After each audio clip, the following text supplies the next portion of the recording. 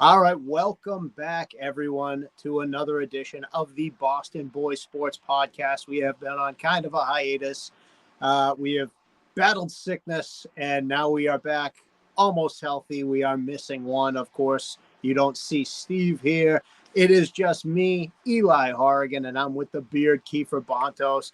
Beard, what's up, bro? Not much, King. Not much. Hoping Steve feels better.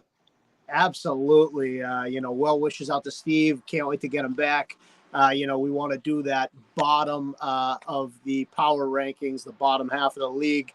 But tonight, it is going to be just me and the Beard bringing you excellent content. Of course, we like to mention we are partnered with Jones and for Sports. We make sports better. Check them out on X. Check them out on YouTube. Check them out on Instagram. They're putting out great content daily. Today's topics, we're going to be talking a lot of Red Sox, a lot of Patriots, and a lot of Olympics because they're coming up in, a couple days' time, I think 4 days or so. Today, we're going to start with our opening takes. My opening take is going to be Boston Red Sox related. The Red Sox are 5-5 in their last 10. Their bullpen is a huge reason why and a concern to me. In 5 wins, their bullpen has a 4.41 ERA. In the 5 losses, the bullpen's ERA is 10.69. Combined, their ERA is 8.24. The Red Sox need to address bullpen at the trade deadline. It should be their number 2 priority behind getting a starter. And yes, even though their biggest issue is the bullpen, getting that 5th starter is going to mean everything for them. So whether it's Crochet, Trevor Rogers, bring back Nate Eovaldi, old Boston Red Sox favorite, or Max Scherzer is now out there as well because Texas is like 7.5 games behind a wild card spot. But their bullpen is letting them down nightly. They just got swept by LA, which was one of our big fears. We talked about it before the All-Star break. Kiefer, what do you think? The pitching's been god awful. I mean, Crawford was doing wasn't doing too bad, and then like that 5 home runs the other night, and then you got the bullpen the night before. I think let up 3 runs in 1 inning. It's just the pitching's bad. This is what we didn't need to happen because we have I think in like 6 days or something like that, we're playing the Yankees again. Yeah, we got three with Colorado, then 3 with the Yanks again, and hopefully Colorado they can get back on track here because Colorado's putrid. So Yeah. So I'm worried. I'm yeah, worried. but my worry meters say, I mean, the Dodgers are clearly a better team, but you got to start stealing games from good teams if you're going to make a real run at this. So we'll talk more about the Red Sox in a little bit. Kiefer, let's jump into your open and take what do you got for us. We got some news out of everything with Matthew Slater becoming the special assistant to the head coach of the New England Patriots. Great Now, time. I think that's smart because he's a very good locker room guy. Everybody respects him. Played with most of those guys last year, minus the rookies and some additions. So I think that could help benefit and help the team grow more. I'm hearing talks about Judon's contract. He's negotiating all that. So we got stuff to go over. Absolutely. And you know something, when you bring in a guy like Slater, who's a true professional, he's always been a team first guy. He did whatever was asked from him, and he made a career out of, he'll be a Patriot Hall of Famer. Just an all around great guy, great locker room guy, great community guy. So it's actually a really good hire for the Patriots. I agree. I think Gerard Mayo did the right thing on trying to get him back into the sway of things because they did ask him to come back at the end of the season, and he said he was done. So Yeah, let's just jump right into the Patriots then. The Patriots front office and the coaching staff for me, they're giving me really mixed signals on the quarterback situation. And if this were Bill Belichick, we would be saying like, oh, this is gamesmanship. He just, he doesn't want you to know. But I don't think that's what this is with this coaching staff and front office. So to me, it's either really good news or really bad news when they're talking. I mean, they were immediately like Drake May is going to sit behind Jacoby Brissett. And then some comments came out that Boston.com wrote that head coach Gerard Mayo was quoted as saying they're going to compete and the best player will start. And that was shortly after they drafted Drake May on draft night. yeah. So I've been watching a lot of videos and tape on the practices. You can see like the videos they post on TikTok and Facebook and all that. And let me tell you, the beginning of camp footwork for Drake May was awful, awful, awful, awful. I'm seeing videos now of him doing the Brady step back that literally mimics like he just watched tape the whole time and did it. And people are saying he's one of the first ones in the building every day. So maybe he's putting in that work. I mean, you wanted him to stop. You called it. Yes, I still do. I've said it a thousand times. I'll say it 1,000 more. I hate drafting a guy at 3 who you're not intending to be a difference maker on this team. And I said a lot of it. Yeah, I want to say in jest because I truly do believe it. But it was out of frustration too, because I think on draft night, anyone who watched that podcast, you saw the look of dismay and disappointment in all of our faces. And I'm not saying I'm sold on Drake May, but I am saying I like what I'm seeing and hearing. But I take it with a grain of salt because I'm hearing it from Boston.com and I'm hearing it from Pat's Pulpit. These are Patriot. They're geared towards Patriot biased. So, yeah. But when you watch it with your own footwork, we were talking about this a little bit. I don't know how deep you are in the Hard Knocks. I'm through all 3 episodes. Through 2. I didn't get a chance to watch the other one today, but I really like Hard Knocks, man. Oh well, listen, I want to talk about Hard Knocks too, but Hard Knocks, this is the best season they've done of it because they started immediately after the end of the season, rather than starting a training camp. So seeing that war room stuff, seeing them go over like price points on guys, seeing the interviews before the draft, like it is football porn. Oh no, it is amazing. It literally is. The way they did it this year is amazing. Prior, and he didn't get so depth, but you actually see them talking about Saquon Barkley. I mean, we'll get into it, but they talk about everything, like guys they were looking at, but players, just everything. One of the things I loved seeing was those. So episode 2, I believe, is when they do all the quarterback interviews, right? Yep. And you see how smart some of these young kids are. And I'm going to give credit to Drake May because Drake May is our guy at this point. But Jaden Daniels and Caleb Williams, they both seemed like pretty smart quarterbacks. I mean, reciting the play verbatim, change this guy to a W, change this guy to a Z. What's the W doing?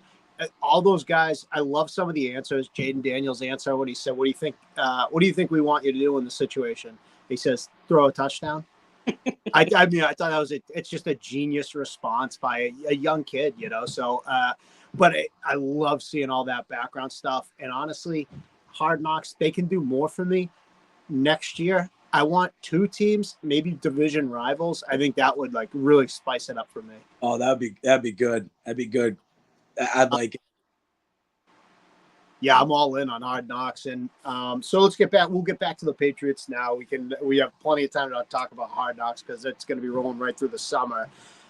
Where do you stand right now on the Brissett and May front? Are you leaning Brissett May at all? Because I know you and Steve, and I wish Steve was here because he is the dark cloud in the Drake May day. He will rain on that parade. Where do you stand?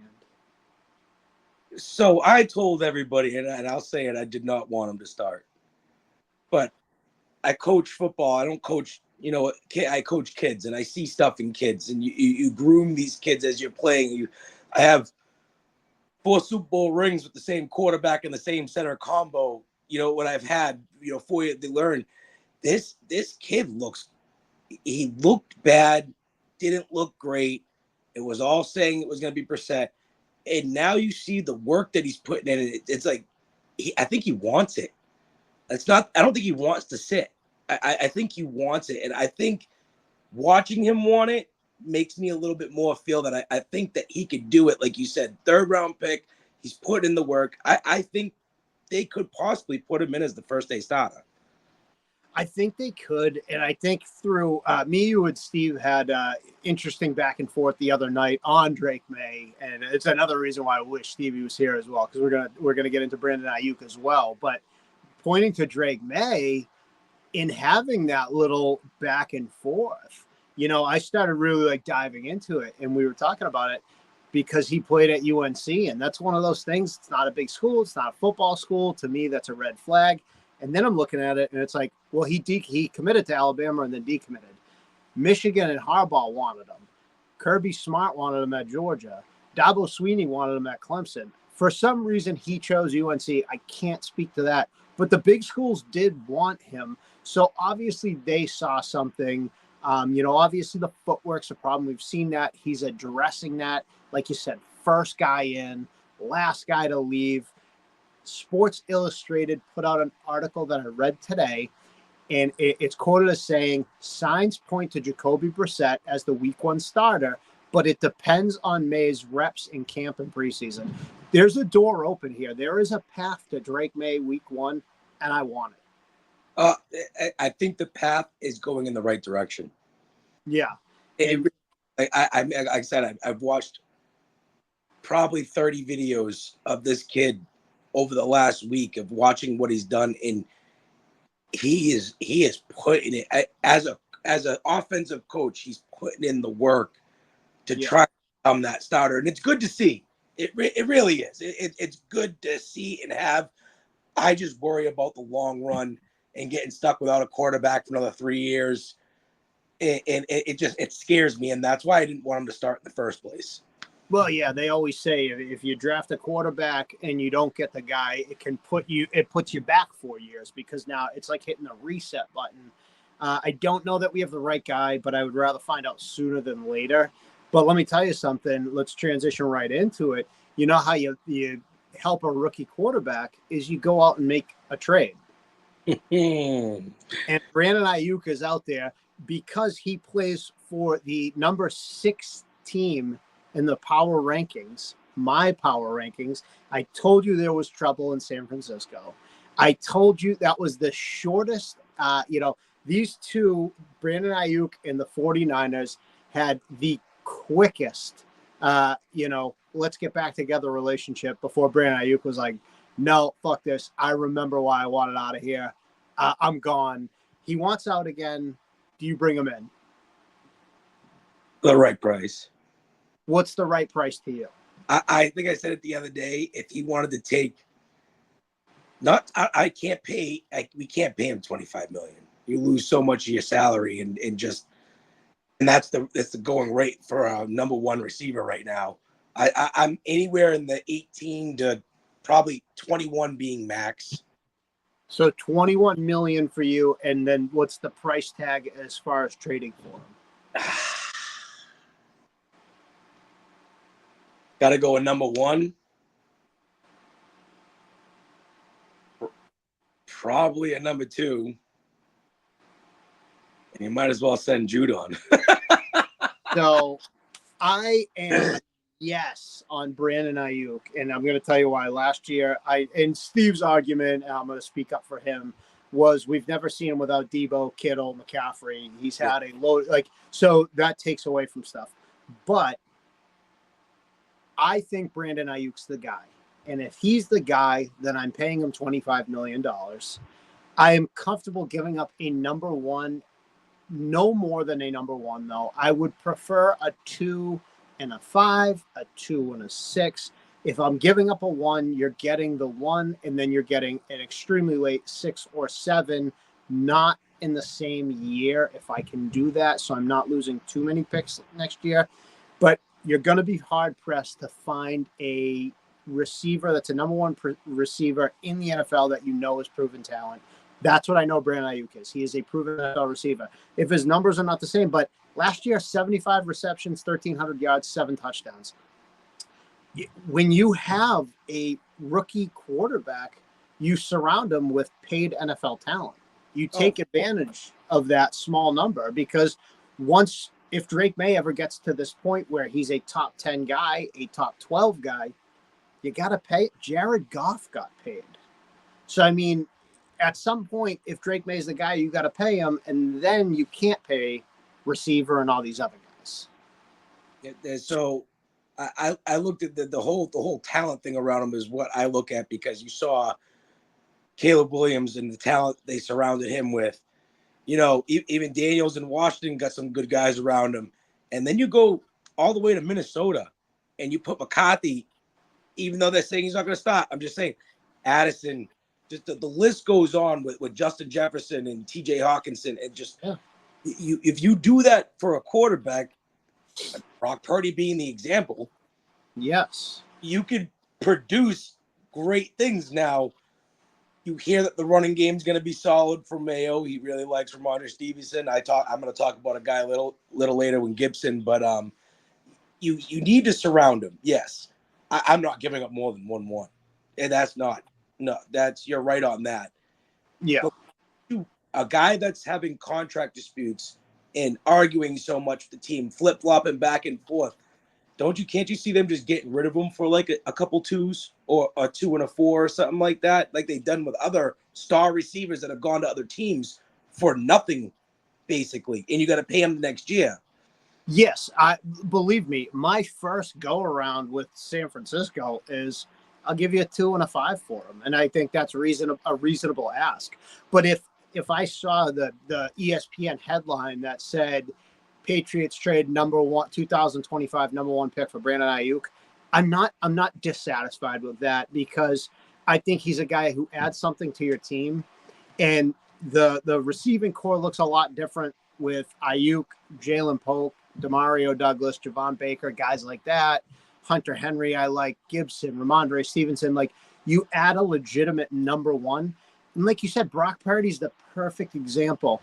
On talent alone, Brock Purdy, I don't think he's a top 10 quarterback in the league. But when you surround him with all the right weapons, it makes his life a hell of a lot easier to play quarterback. That's what I want to do for Drake May. No, and I completely agree on that. I want to see this kid succeed if we drafted him at 3. Like I said, I don't want a whole 4-year reset again. Exactly. I don't need it as a fan, as a sports fan, as a football fan. I don't need that heartbreak.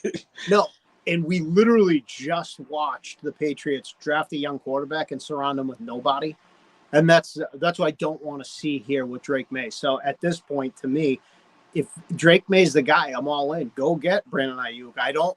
I don't need to sit on a bunch of picks and be like, all right, let's get a bunch of young talent in here. Like, that doesn't work for me right now.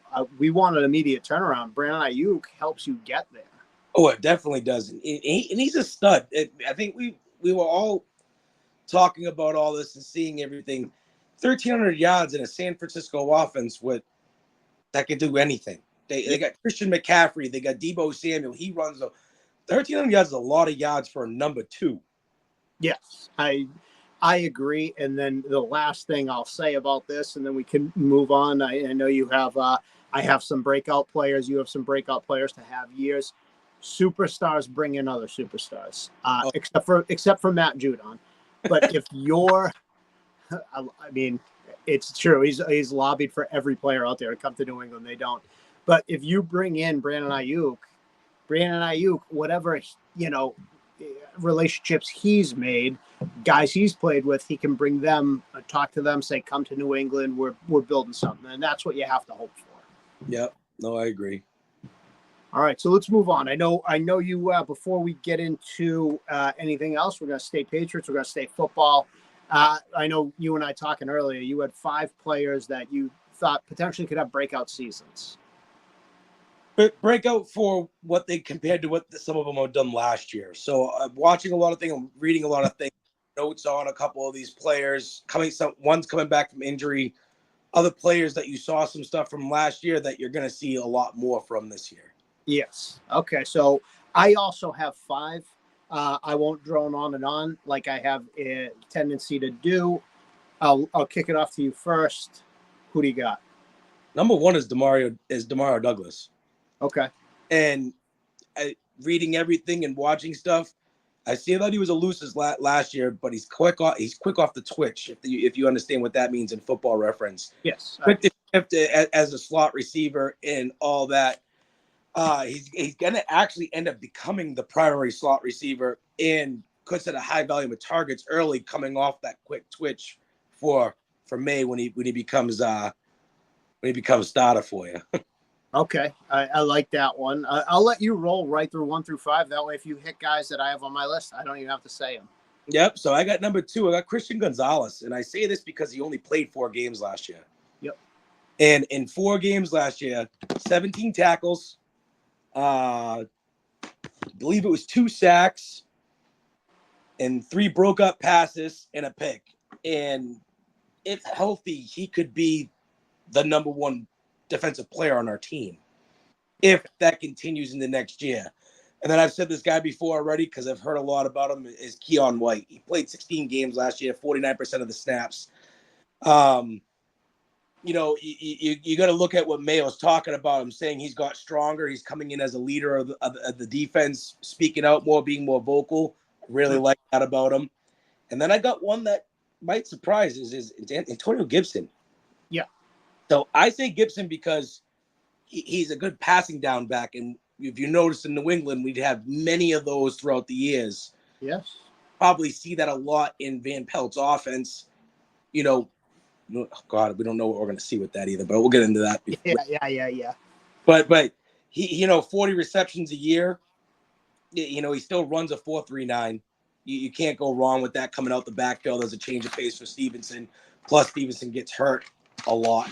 I'm going to play Madden. He gets hurt almost every game I play with him. It's ridiculous. Yeah. And then I got a tie between 2 because I've heard reporting stories that they're showing up early with Drake over there is Jalen Polk and Javon Baker. Okay. The both of them have been showing up early, putting in extra work after with him. I read it on CBS Sportsline for the both of them. They're both showing up. They both could be elite in certain aspects of the game. They both have size, and they both had good spring trainings. I mean, Jalen Polk had this. I watched the video of it. It was the sickest diving catch to the end zone. Yeah. Caught the ball. It was awesome. And I know it's just training camp, but That's all right. it's good to see the hustle from the 2 of them and actually want to put in the work too. Oh, absolutely. This is all the football we have for right now. So, I mean, we got to go on what we see. I'll echo your sentiment because I had Keon White and Jalen Polk on my list for the same reasons. Things that Mayo's saying. I think that under Bill Belichick, Keon White was a part-time player. I think he has a real shot to make an impact this year. Jalen Polk, rookie wide receiver, can make a really early impact if he can get on the same page with Jacoby Brissett or Drake May. Love what I see out of him. You guys both know he was on about every draft that I did. Yep. I absolutely mock draft, loved him. So the 3 other guys I have are 3 veterans. Jabril Peppers is one. He's entering a contract year. He's a clear leader in the secondary. It's no secret that I'm a Michigan guy. He's a Michigan guy. So I love Jabril Peppers. I was actually okay with letting Duggar walk because I think they're similar players. Duggar's back. But hopefully I just love Jabril Peppers. And I think in a contract year, I think he's 29 years old. You're going to see a big stride for him. Not that he's been bad. I just think you're going to see another level to him. Josh Uche, another Michigan guy. I think he accepted less money to stay in New England. He had other offers out there. He has said that he wants to build something with Gerard Mayo and that I think he'll just have more success. I think he was underutilized by Bill Belichick, and I think he's a hungry guy who could make a difference on the defense. Really like that one. And my last one is veteran, reliable tight end Hunter Henry. If Jacoby Brissett starts, Jacoby Brissett is a veteran who knows the importance of a tight end. Hunter Henry has had some pretty underwhelming years here, but I think with Jacoby Brissett, or if you have Drake May, what's a rookie's best friend is a tight end. So I think Hunter Henry could take a stride, especially from last year where he did not have a great year. Nah, I like that one. Hunter Henry was a really good tight end coming to New England, get hurt, not playing as well with bad quarterback play, bad offense. I think you could see something more out of him this year. So I really like the Hunter Henry. Yeah. So those are my 5 that I could see having really good seasons. Love your 5 picks as well. You have anything else on the Patriots? Not much more. So we can move on to Red Sox because the Red Sox little Debbie Downers from what I'm listening to you. I'm still I'm still a believer. One other thing I'll say, the show Wide Receiver on Netflix. I know we were talking about it. Dive into that. I just watched the most recent episodes. Get Davante Adams out of Las Vegas. God, He is miserable there. And when you watch the show, I'll tell you right now, he'll never say it, but he hates Jimmy Garoppolo with the power of 1,000 suns. Like this guy, I've watched the little reels on him, dude. I'm like, wow, this dude's saying it on the sideline. Like, dude, it's another show, man. It's like Hard Knocks, man. You just get into it. I watched last season they did quarterback and they followed Mahomes, Marcus Mariota, and Kirk Cousins. This year they did wide receiver. I guess they couldn't get 3 quarterbacks to sign on, so this year they did wide receiver. You got Devontae Adams, Deebo Samuel, Amon-Ra St. Brown, and George Kittle. Actually, Kittle's a fun guy to watch too, man. That guy just seems like he's having fun.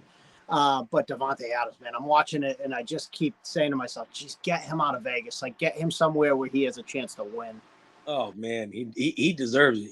He's a stud. He really is. All right, now let's get in to the Boston Red Sox, who for the last 3 games have broken our hearts. They were swept by the Dodgers. Cutter Crawford got shelled to the tune of 6 runs in the finale. Like you said, a bunch of home runs given up. Bullpen gives up 11 out of the 20 runs in this 3-game set. How concerned are you with the Red Sox right now? I'm very concerned. Okay. I just because you could see, I mean, you've seen collapses happen just now with other teams in the MLB. When you start seeing them get housed like that, 5-5, you said last 10 games, you got Colorado, which you can pray to God they come back and they do good with. But you got to worry about the Yankees next. And it's just, it doesn't look great. They need to sweep Colorado. And I don't say that lightly. They went hot into the All-Star break. Jarren Duran is the All-Star game MVP. He looked really good. Devers didn't play. Hulk actually he gave up, I think, 3 of the runs in the All-Star game, or 2 of them maybe. But Jarren Duran's looked good. But to come out after the All-Star break and you're going against probably a lot of people's prediction to win the World Series, the LA Dodgers, and they got shelled, man. The pitching looked bad outside of Tanner Houck, who threw 6 scoreless. Cutter Crawford getting shelled. It is time. Like my finger, if the nuclear codes are on the desk next to me, my finger is hovering over the button. Like, push the button. We need some help now. Like the old Shannon Sharp calling the National Guard, calling the Army, because we're killing the Patriots. Watching that series, it's like, it was very disappointing to watch. Oh, it really was. And like you said, you see some good stuff still. I said it to you guys earlier. Duran really looks like a bona fide stud right now. I said it resembles a lot of early Mookie Betts with a lower batting average. You're not wrong. And I actually have this on I'll move right down to this and I'll go back to my other stuff. Jarren Duran's going to be entering his first year of arbitration. Unless he has an absolutely catastrophic, second half of the season, should the Red Sox offer him a fair market deal and potentially overpay by a little bit to lock him up? Now, I say that, do they roll the dice and go year to year? And you think this year's a fluke? He's 27 years old. And he's under team control till 2028. And that's according to spotrac.com. But obviously in baseball arbitration, what happens is usually it doesn't get to an arbitrator. Usually they come up with a deal. But if they don't, the Red Sox pick a number. He picks a number. An arbitrator hears the case. The arbitrator picks which number. Or would you sign him right now? I'd sign him right now. Compared to last year, look what he did last year. At the end of last year, it was just you only saw him for a brief. He wasn't there. This year, you're seeing him get better as the season goes on. No, he 100% is. He's got more at bats this year than he had last year, but he did bat 295 last year. His fielding's come along. He's going to steal a ton. I think he's at like 36 or 38 stolen bases. Like, the guy's come on. I would pay him personally as well. He's a superstar, and I heard talking heads saying, like, oh, there's nothing going on in Boston, so we want to make this guy a superstar. I think he's making the case for himself. I don't think this is made up. No, it's all the play. I watched a video of him the other day. Used to say how depressed he was from all those bad fielding errors and all that. Yeah. And how bad he was dropping the ball. People were telling him he sucked, and it's driving him. Yeah, and you can see it. You can see it in the way he's playing the game right now. Yeah, no, I really, really like. I get worried when you say arbitration, they have to sign him year by year. I'd rather just sign him so he's locked in, because then you're going to end up with another. I won't say it was the same scenario, but you're going to end up having to pay this kid eventually. Pay him now while you can. Sign him to a 3-4 year deal. Have him. Yeah, you give him some big money right now. It's you need guys that the fans can get behind, and I think he's one of them. Another guy to me that you can get behind, like I like Tyler O'Neill. You have him on a 1-year deal. The guy he's got 18 home runs. It hasn't translated to the RBIs. I think he's got like 35 or 36 RBIs. His batting average is 259, not great. But this is why they need to add another bat right now. No, and that's we've already said they need add another bat. Sorry about that. That's all right. You have O'Neill. He is mashing it at Fenway. He hits. Yeah. And we had that with Schwarber 1 year. Didn't hit very good batting average, but was mashing the ball. Yeah. Believe me, I'm on board with it. There's a trade out there.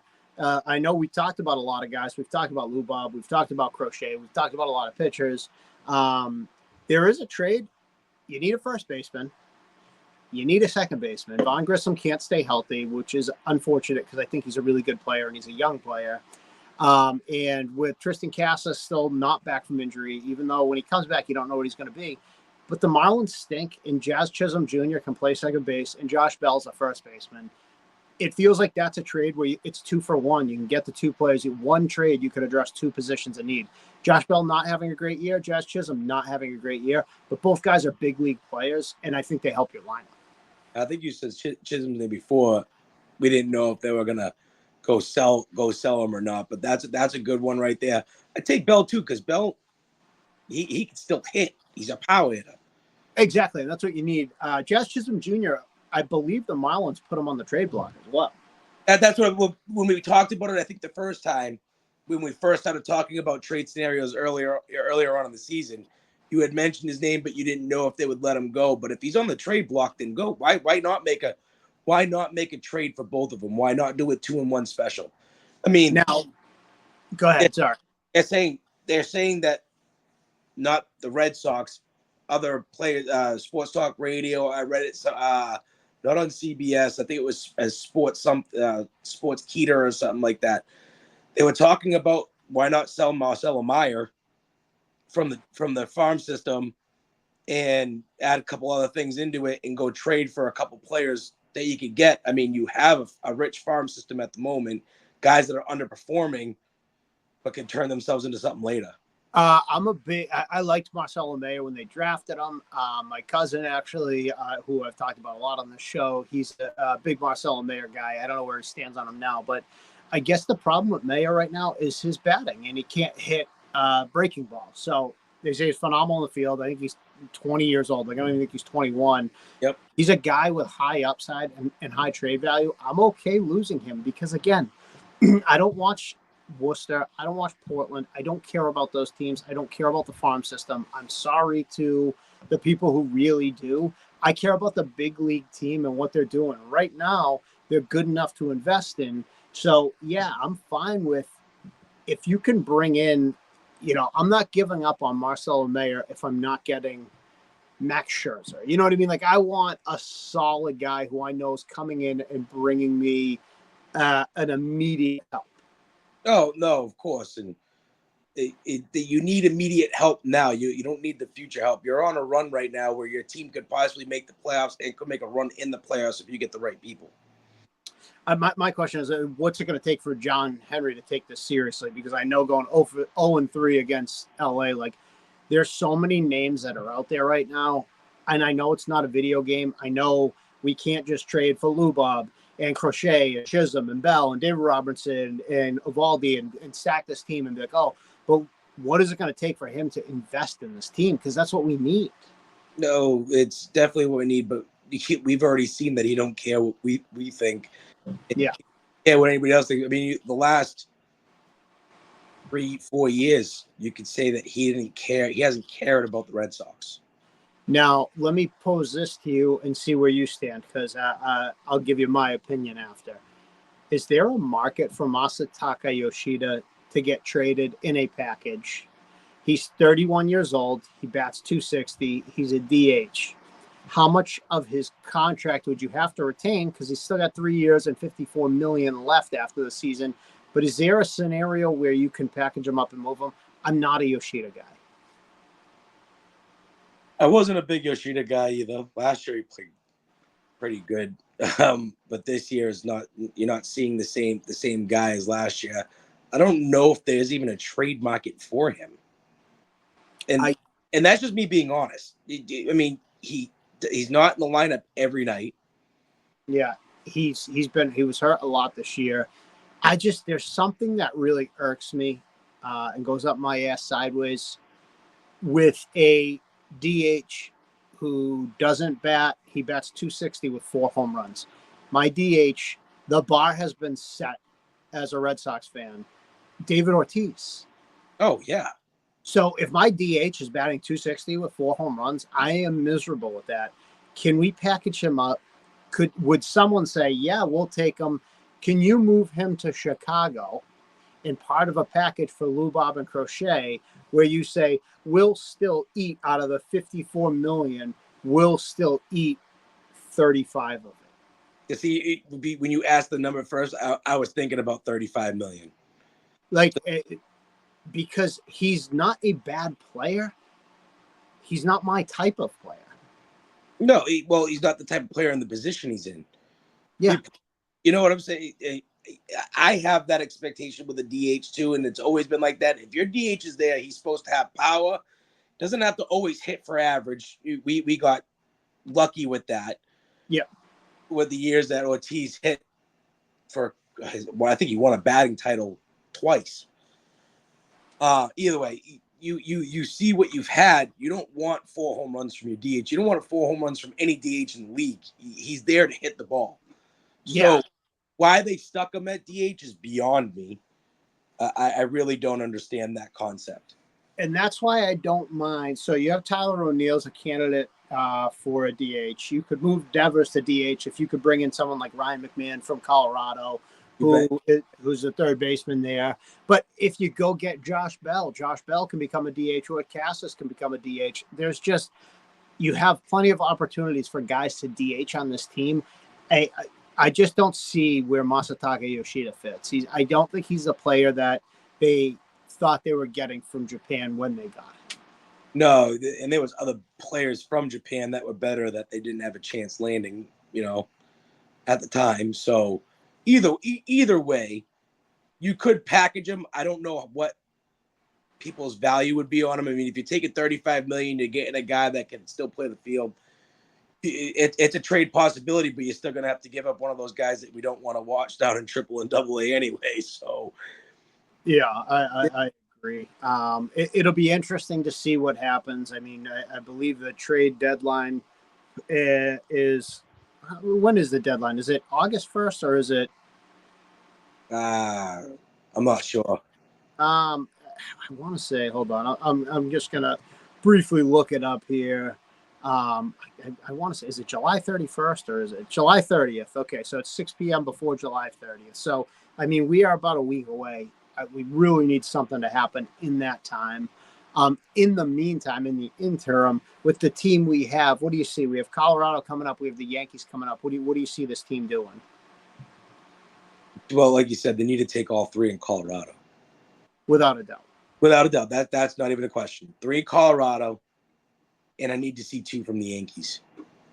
Another 2 from the Yankees. I mean, because past that, like I said, to end July, you also have the Mariners as well, who the Mariners are second place. Actually, I think the Mariners are in first place out in the AL West.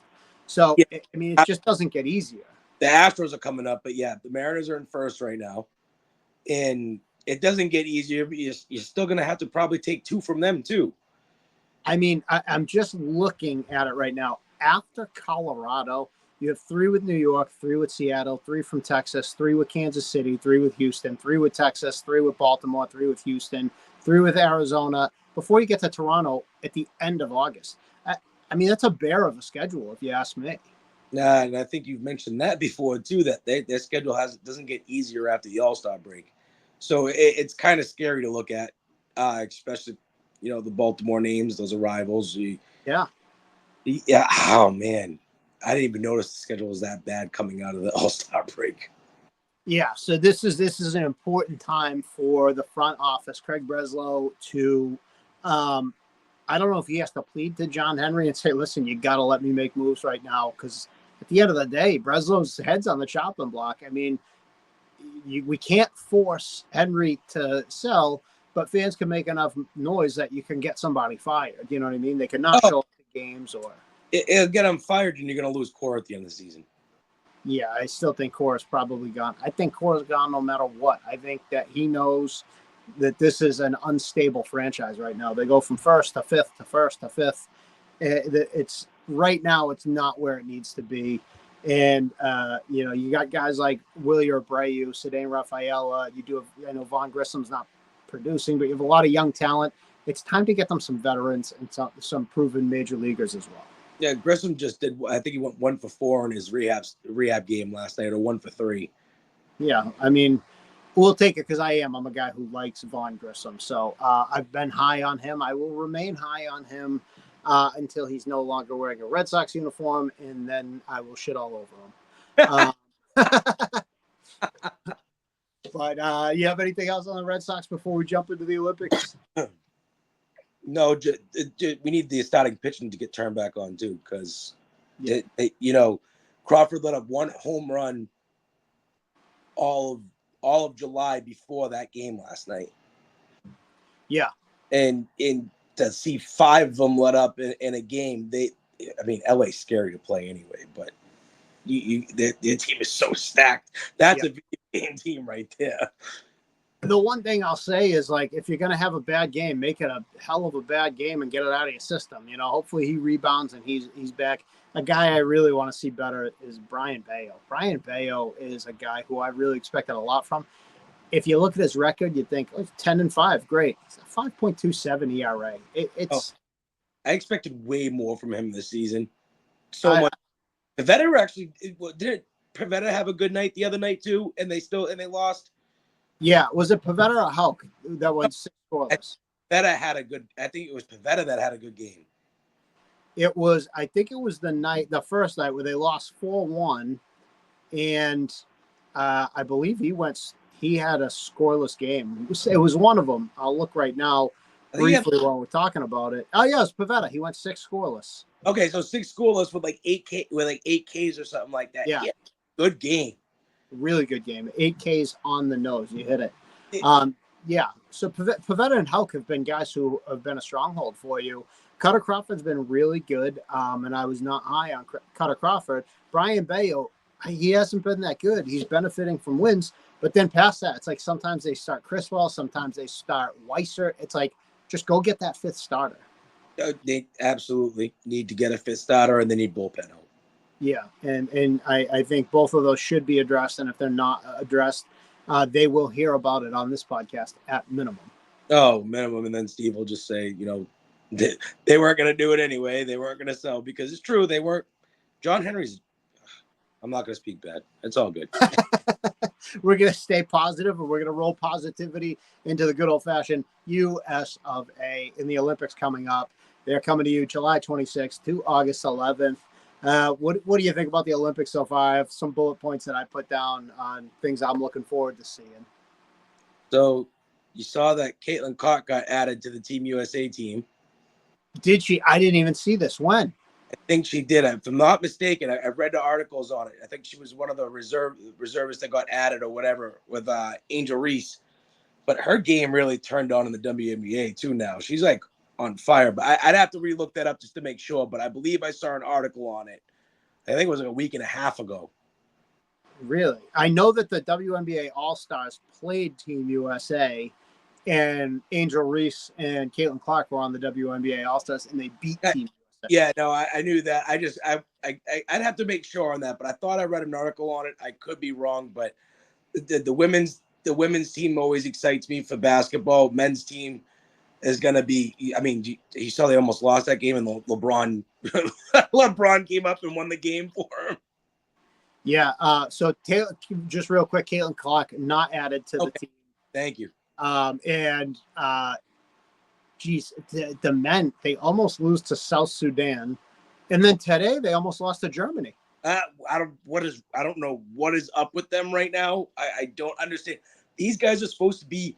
That's my biggest sport in the Olympics is the men's basketball and the men's hockey. Even though we're not going really anywhere in hockey, but no.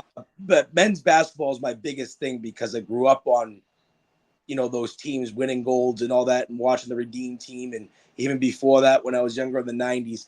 So to see them getting these close in these games, you're supposed to have the best players on the planet on this team. Yeah. I was wrong.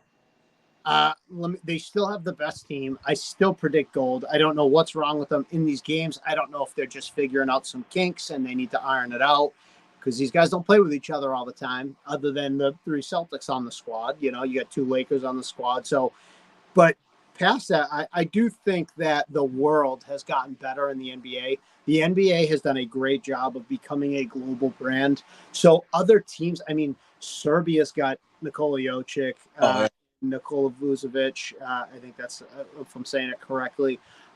Greece has Antetokounmpo and his brother. France is good. France is always good. Australia is good. Canada is absolutely stacked. It's not a layup to a gold medal, though they should still win. Oh, they should no doubtly win. That's one of our sports that have been has became a global sport. Yeah.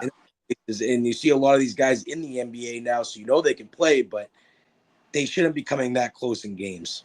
Not to the South Sudan and not to Germany. I completely agree. If they eke one out against Canada, that's fine. That's a good team, but not to these teams. They should be blowing them away. Another person I do want to give props to, because as much as we talk about the GOAT of basketball being Michael Jordan, it's really impressive to see what LeBron James has done at age 39, the caliber he's still playing at. He's leading this team's USA, hopefully to a gold. He's the flag bearer. At 39 years old, what he's doing is really impressive. Oh, man. Gee, LeBron still got it, man. I'm not saying LeBron's the GOAT. I will never say it. It's 2 different players in general, but LeBron, to see what he did in Sudan, what was it, 8 seconds drives, and just you see the clutch factor in him. I'm wondering if he's trying to have that Kobe vibe. I'll say this, and I've said this for a long time. LeBron James is the greatest athlete I've ever watched play basketball. Michael Jordan is the best basketball player I ever watched play the game. Mike knew where he was on the court. Mike had that dog in him. Steve always says that nobody ate in Mike's NBA in the 90s belonged to the Bulls. Mike had that IQ. He was so smart. But physically speaking, from an athletic standpoint, LeBron is a true 5-tool player, can play all 5 positions. He jumps through the roof. His game has aged like a fine wine, man. At 18 to 39, not much has changed with this guy. No, he's still the same player, and he just got better as an all-around player as he kept going. Without a doubt. I'm with you. I love the Olympics. I love basketball and hockey. I'm going to watch the women's team as well. Real big props to Caitlin Clark and Angel Reese. I think both of those girls have brought, they shed a light on the basketball game for women, because it's something that they really needed. These two, it started at LSU in Iowa, and Angel Reese winning a national championship. And Caitlin Clark never won a national championship, and it's kind of spilled over into the WNBA, and it's made it watchable because this is a.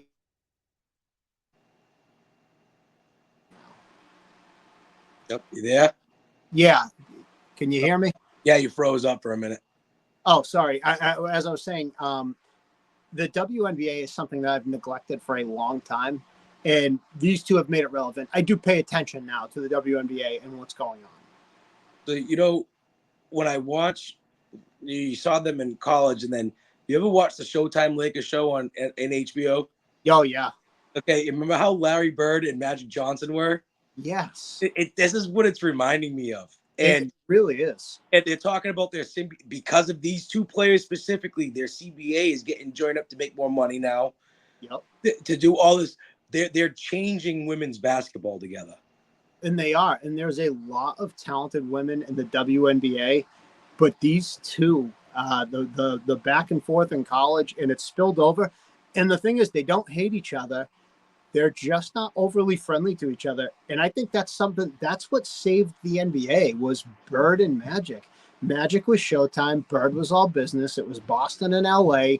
And these guys were friends, but they hated each other on the court and they wanted to beat each other on the court. And that's what you see. And a lot of credit to Caitlin Clark and Angel Reese. And if I could just say one thing, if they ever listen to the show, don't become friends until after you're both out of the league. Because it's great TV. It is. Because you have to pick a side, too. Like, it doesn't matter if you're an Angel Reese fan or a Caitlin Clark fan. You have to pick a side. Oh, completely agree. And then you see what in the beginning of the season for them, Caitlin Clark, she wasn't like all theirs. There was something different about her. Reese talking smack a little bit, coming back. And now Caitlin Clark she set the record for most assists in a game. She shot the ball fantastically. Yeah. You see this fight between the two of them, and their team, and Caitlin Clark's team's not even that good, but they're there to ball now. They're there to fight, and it's good to watch. It really. If I told my past self this 5 years ago, I'd say you're full of shit. The Indiana Fever aren't bad. They're close to 500. That's Caitlin Clark right there. I mean, it's crazy because I don't think I would ever talk about the Indiana Fever, but they're close to 500. This is a team that started off real poor, and they've clawed their way back into these standings. It's the fight in them. I'm telling you, it makes for good watching of women's basketball. It's like an element of men's basketball in a female version. Yeah, it is. A buddy of mine who's he's one of my tattoo artists. He was a phenomenal basketball player. I played basketball with him in high school. But he has said, if I ever want to teach kids how to play basketball the right way, I would show them the WNBA because they play together. They play the right way. And in the NBA, he's like, it's a lot of ISO ball. But the women, their game's becoming exciting, which is it's good to see too, Oh, it is. And then it's good to see a women's sport start to blow up the way it is, and it's their own sport. It's that they're not mixing it with they should play with men, and it's their sport blowing up itself. And I feel like it's in a lot of ways like women's soccer blew up. A lot of it was motivated by we want to get paid. A lot of it was motivated by outside influence. I feel like these girls' game is what's growing the sport right now, and that's huge for them. Oh yeah, and it's going to be a next 15-year rivalry between the two of them. And I can't wait to see it. As we're talking about the Olympics, we've talked a lot of basketball, but I would be remiss if I didn't ask you this question. Is Simone Biles the greatest gymnast we've ever seen? Oh, yeah. Without a doubt. Like, she's winning gold, right? So that is something that is going to be cool to watch. That was one of my bullet points. Another thing that I'm really excited to see, Sha'Carri Richardson is back this year. This is her first Olympics. Remember, they kicked her off the team because she failed the drug test for THC, which is wild in 2024. I know it was back in 2021, but this is America. Marijuana is legal for the most part. But in any event, she ran in the trials. She ran the 100 meters at 10.71, which is just a shade faster than I can do it. Yeah, dude, I watched it on SportsCenter, the run of it. And it was just, she pushed, man. I like it. I like that she's back in. Shit, Michael Phelps smoked weed in his off time. Yeah. How many golds does that man got? Like, listen, I can't run 100 meters. I'm not a smoker. So if she can smoke weed and run like that, more power to her. Well, the crazy thing is the whole pot thing in the Olympics, NBA players are allowed to smoke marijuana now. Oh, yeah. So how you drug testing these guys? And they're professional sport. They can smoke. Yeah, no, I agree. I thought it was that when it happened, I'm like, they're like, oh, she failed the drug test. My immediate thought is Lance Armstrong, right? She's doping. They come up, it's THC, and I'm thinking, who cares? That's the stupidest thing. The Olympic, I don't know. No, but that run, you saw her come back in it too. She wasn't the lead at first, and then she took off about halfway through. Whoa, she was quick. I can't run like that at all. So no, if you want me to run 100 meters, you're gonna have to give me about a week. Another great storyline for anybody who's planning on watching the Olympics. 6-time champion Noah Lyles. He's going to be competing in the 4x100 men's relay, the 100-meter, and the 200-meter. He has the opportunity to become the 5th man ever to win 3 gold medals in the track at one games. And the other names are impressive names. Bobby Morrow, who I don't know. But Jesse Owens, Carl Lewis, and Usain Bolt are the other 3 names on that list. Yeah, no, Usain Bolt, still the fastest man alive. Yeah. So Noah Lyles actually has a chance to be the 5th guy ever to do this and get 3 golds in track. There's a fancy name for it. It's called like the triple sprinter or something like that. But yeah, that'll be fun to watch and check that out. There was another one too. There was some young kid that made the Olympic. I don't know if it was because of his age, it was national news or something like that, but there was somebody then in the track thing that was really young that made the Olympics too, when it was a headliner. So there's a lot to watch in the Olympics this year. I'm going to throw out, I have a couple more. Katie Ledecky's a big one. She's a 10-time Olympic medalist, 7 golds. This is her 4th Olympics in swimming. She's the female captain of the swimming team. Olympic soccer, men and women, is a big one. It's the only soccer I watch outside of the World Cup. I love that national pride of watching a team. I don't watch MLS. I know Winnie, who watches Premier League, and I think you do as well. Sometimes, not a big. How about Scotty Scheffler for golf? We're going to see Scotty Scheffler out there. One other name for you. Let me give you a blast from the past. The men's, the 3-on-3 Olympic team is headlined by Captain Jimmer Fredette. No way. Yeah, Jimmer Fredette. He had a silver medal in the World Cup for USA. He is now the team captain for the 3-on-3 team. I mean, overseas, you see what that guy does overseas? He's fantastic. 35 years old. Oh, my God. I think one game a couple of years ago, he dropped like 70 points or something like that. Yeah, he's the guy. He's a baller, man, and he's still doing it. So good for him. And then I don't know if this is a milestone. It's a milestone for me, so it may not be. There's actually over 40 NBA players in the Olympics this year. It's a pretty stacked field. So I think this is actually going to be a really good U.S. Olympic men's basketball tournament. No, I think it's going to be really good, and you're probably going to see some upsets, and you need to see the USA men win the gold, because if they don't win the gold, the team they got with some of these players, including the best player of this, you would say, of this last two decades is LeBron. So, and most likely his last Olympics ever.